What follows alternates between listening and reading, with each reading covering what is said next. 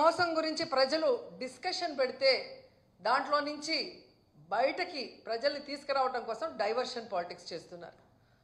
ఎంత దురదృష్టం అంటే ఈ కూటమి ప్రభుత్వం అధికారంలోకి వచ్చాక ప్రజల ఆరోగ్యాన్ని గాలికి వదిలేశారు. ఆరోగ్యశ్రీని ఏ విధంగా నిధులు ఇవ్వకుండా పొమ్మనకుండా పొగబెట్టినట్టు ఈరోజు హాస్పిటల్స్ ఆరోగ్యశ్రీ కింద చేయడానికి సుముఖంగా లేకుండా చేసింది ప్రభుత్వం కాదా? అలాగే అమ్మఒడిని ఎగ్గొట్టి ఈరోజు పేద పిల్లల్ని చదువుకు దూరం చేస్తున్నది వీళ్ళు కాదా? అలాగే రైతులకి అండగా నిలబడాల్సిన ప్రభుత్వం రైతుల వెన్నెముకలు విరుస్తూ వాళ్ళకి ఇవ్వాల్సినది ప్రామిస్ చేసి కూడా ఇవ్వకుండా మోసం చేసింది నిజం కాదా అని అడుగుతున్నా. ఇవన్నీ ఒక ఎత్తు అయితే ఈరోజు రాష్ట్రంలో అవినీతి ఎంత విచ్చలవిడిగా జరుగుతుందో అందరూ కళ్ళారా చూస్తున్నారు. అది ఇసుక కానీ, అది మైనింగ్ కానీ, ల్యాండ్స్ కానీ, ఏది చూసినా లిక్కర్ కానీ విచ్చలవిడిగా వాళ్ళు దోపిడీకి అవినీతికి తెరలేపి వాటి మీద ప్రజలు దృష్టి పెట్టకుండా ఈరోజు తప్పుడు సాక్ష్యాలతో బురద చల్లుతూ కొంతమందిని టార్గెట్ చేసి ఎలా అరెస్ట్ చేస్తున్నారో మనం కళ్ళారా చూస్తున్నాం. నిజంగా ఇది ఎంత సిగ్గుచేటో ఒకసారి అందరూ కూడా ఆలోచించాలి. ఈరోజు ఇంటెలిజెన్స్ చీఫ్గా పనిచేసిన పిఎస్ఆర్ ఆంజనేయులు గారిని అరెస్ట్ చేసి తీసుకురావడం చూస్తుంటే డైవర్షన్ డర్టీ పాలిటిక్స్కి పరాకాష్ట. అంటే ఈ కూటమి ప్రభుత్వం ఎంత దిగజారిపోయిందో ఇక్కడ స్పష్టంగా అర్థమవుతుంది. పోలీసులు గుర్తుపెట్టుకోవాలి, ఈరోజు లోకేష్ చంద్రబాబు నాయుడు మాటలు విని రెడ్ బుక్ రాజ్యాంగాన్ని అమలు చేస్తున్న పోలీస్ ఆఫీసర్సు ఇది మీరు అర్థం చేసుకోవాలి. తప్పు చేయని ఆంజనేయులు గారిని ఈ విధంగా అరెస్ట్ చేసి ఆయన్ని హ్యూమిలేట్ చేస్తూ అవమానపరుస్తుంటే తప్పు చేసిన మిమ్మల్ని చట్టం ముందు నిలబెట్టి మీకు బుద్ధి చెప్పే రోజు దగ్గరలో ఉంది. కాబట్టి అలాంటి తప్పులు చేయకుండా మీ పని మీరు కరెక్ట్గా చేయమని కూడా ఈ సందర్భంగా తెలియజేసుకుంటున్నాను.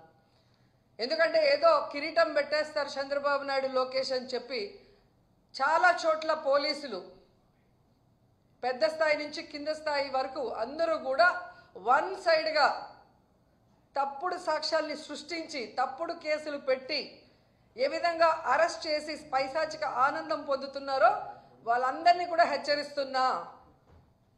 భవిష్యత్తులో మళ్ళీ కూటమి ప్రభుత్వం వచ్చే అవకాశం లేదు. ప్రజలు ఇప్పటికే మేల్కొన్నారు. ఈ కూటమి ప్రభుత్వం వల్ల వాళ్ళు సర్వనాశనమైన విషయాన్ని వాళ్ళు గుర్తించారు. జగన్మోహన్ రెడ్డి గారి ప్రభుత్వంలో పేదలు ప్రశాంతంగా బ్రతికిన విధానం గుర్తుపెట్టుకొని మళ్ళీ జగనన్న కోసం ఎదురు చూస్తున్నారు. జగనన్న ముఖ్యమంత్రి అయిన వెంటనే తప్పు చేసిన వాడు ఎవరైనా వదిలిపెట్టేది లేదు. న్యాయస్థానం ముందు నిలబెట్టి వాళ్ళందరినీ కూడా జైలుకు పంపిస్తామని కూడా హెచ్చరిస్తున్నాం. అండ్ ఈరోజు మీరు చూస్తే ఎంత విచిత్రంగా తయారైందంటే చంద్రబాబు నాయుడు నైజం. ఆయన తప్పు చేస్తాడు, సాక్ష్యాధారాలతో సంతకం పెట్టి దొరికిపోతాడు.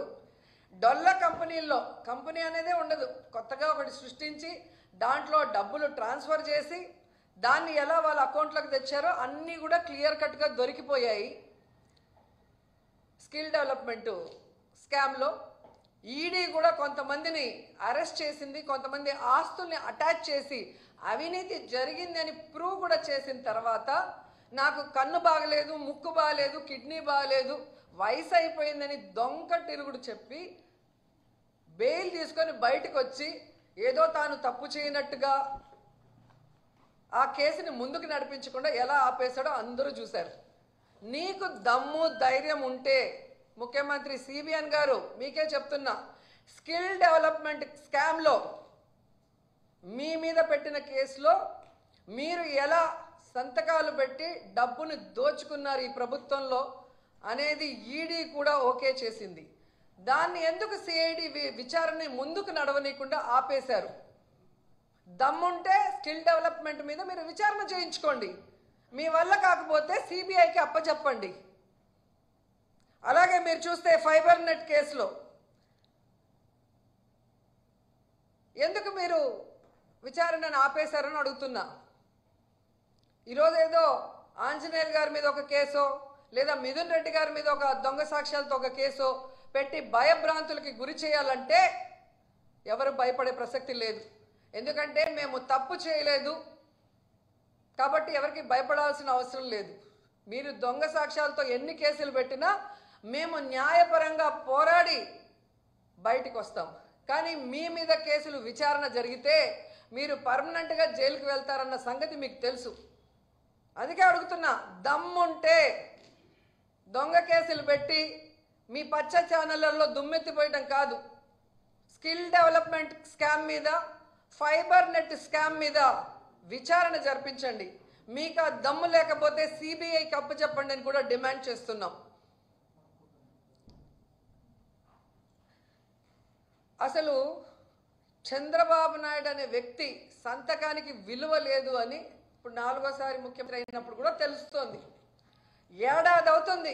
ఈ ఏడాదిలో ఆయన పెట్టిన మొదటి సంతకం ఇంతవరకు అమలైందని నేను అడుగుతున్నా. ఇంతకన్నా సిగ్గుచేటు ఇంకేమైనా ఉందా? అదే వైఎస్ఆర్ గారు కానీ జగన్ గారు కానీ ఒక సంతకం పెడితే ఆ రోజు నుంచి అమల్లోకి వస్తుంది. అది సంతకం అంటే అలా ఉండాలి. కానీ నీ సంతకం అది చిత్తు కాగితంలాగా ఎప్పుడు సంతకం పెట్టినా అది ఎప్పుడు జరిగింది లేదు. అండ్ అధికారంలోకి వచ్చిన మీరు జూన్ నుండే నిరుద్యోగ భృతి ఇస్తాము, తల్లికి వందనం ఇస్తాము, అన్నదాత సుఖీభవ ఇస్తాము, ఆడబిడ్డ నిధి ఇస్తాము, ఫ్రీ బస్ ఇస్తాము అని చెప్పారు. బాండ్లు ఇచ్చారు. ఈరోజు ఆ బాండ్లు ఎత్తుకొని గ్రామాల్లోకి మీ ఎమ్మెల్యేలు కానీ మీరు వెళ్ళే పరిస్థితి ఉందా? పరకలతో కొడతారు, చెప్పులతో కొడతారు. ఆ భయం మీకు ఉంది కాబట్టే ప్రజల్లోకి వెళ్ళలేక, వాటి మీద ఏమీ చెప్పుకోలేక ఈ విధంగా డైవర్షన్ డర్టీ పాలిటిక్స్తో ఎలా ఎవరి మీద తప్పుడు కేసులు పెట్టి దాని మీద మీ పచ్చ ఛానళ్లలో రౌండ్ టేబుల్ డిస్కషన్లు పెట్టి మీ పచ్చ నాయకులతో విశ్లేషకులుగా ఏ విధంగా విషయాన్ని చిమ్ముతున్నారో ఈ రాష్ట్ర ప్రజలకి ఏడాది కాలంలోనే అర్థమైపోయింది. మీరు చెప్పే అబద్ధాలను ఇంకా నమ్మే పరిస్థితిలో ఈ రాష్ట్ర ప్రజలు లేరు అన్న విషయం చంద్రబాబు నాయుడు తెలుసుకోవాలి. అది పక్కన పెట్టేసి సంకలు గుద్దుకుంటూ ఈరోజు అందరి మీద దాడులు చేస్తూ మాట్లాడిన అందరి మీద కేసులు పెట్టుకుంటూ పోతే ఫైనల్గా మీరు, మీ కుటుంబం, మీకు సపోర్ట్ చేసిన పోలీసులు అందరూ కూడా జైల్లో ఉంటారని కూడా అందరూ తెలుసుకోవాలి. ఎందుకంటే తప్పులతో ఒకరి మీద నింద వేసి లోపల పెట్టాలనుకుంటే హైకోర్టు, సుప్రీంకోర్టు కూడా ఒప్పుకోదు. ఒక ఏడాదిలోనే హైకోర్టు 6 సార్లు మీ ప్రభుత్వానికి అక్షింతలు వేసింది. పోసాని కృష్ణమురళి గారి కేసులో కానీ, ఒక సోషల్ మీడియా యాక్టివిస్ట్ని మీరు ఏ విధంగా హెరాస్ చేశారో ఆ విషయంలో కానీ, నిన్న మొన్నట్లో 60 ఏళ్ళు పైబడిన వాళ్ళని మీరు హెరాస్ చేయకూడదు, ఇంటికి వెళ్ళి విచారించాలి, ఇవన్నీ కూడా తప్పుడు సాక్ష్యాలతో వేధింపులు చేసిన పోలీసులకు కూడా ఏ విధంగా హైకోర్టు అక్షింతలు పెట్టిందో ఈ రాష్ట్ర ప్రజలందరూ కూడా గమనించారు. అలాగే సుప్రీంకోర్టులో మీరు లడ్డూలో ఏదో కలిసింది అని అబద్ధం చెప్పి మీ రాజకీయ లబ్ధి కోసం కలియుగ దైవం వెంకటేశ్వర స్వామితో చెలగాటమాడినప్పుడు కూడా మీ మీద ఒక సీఎంగా ఉన్నా కూడా మీకు సుప్రీంకోర్టు ఏ విధంగా అక్షింతలు వేసిందో ఒకసారి గుర్తుపెట్టుకోండి. కాబట్టి మీ పైన ఒక వ్యవస్థ ఉంది. మీరు అనుకున్నట్టు చేసేస్తాం, ఏదైనా మేము చేయగలమంటే అది కొన్ని రోజులే. ఈరోజు నేను మోడీ గారిని 2 చేతులెత్తి రిక్వెస్ట్ చేస్తున్నాను. సార్ మోడీ గారు, మీరు పార్లమెంట్లో ఒక స్పీచ్ ఇచ్చారు, అది రాష్ట్ర ప్రజలందరూ కూడా విన్నారు. చంద్రబాబు నాయుడు ఈ రాష్ట్రాన్ని ఎలా దోచుకున్నాడు, ఏటీఎం లాగా ఎలా వాడుకుంటున్నాడు, ఏ విధంగా సర్వనాశనం చేస్తున్నారో మీరు చెప్పారు గతంలో.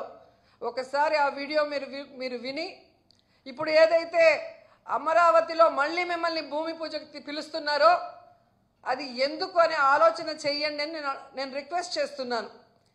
ఎందుకంటే గతంలో మీరు చూస్తే ఇదే